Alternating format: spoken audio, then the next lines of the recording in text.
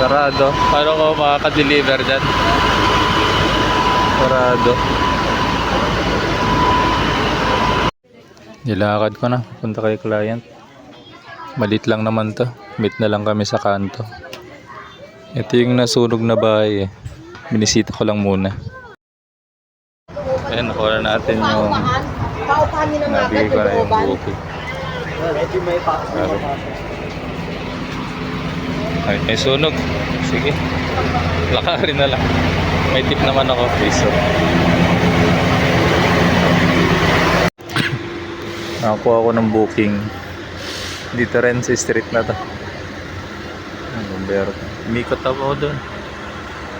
Umikot ako kasi doon ako galing sa kabila. Yung makadaan.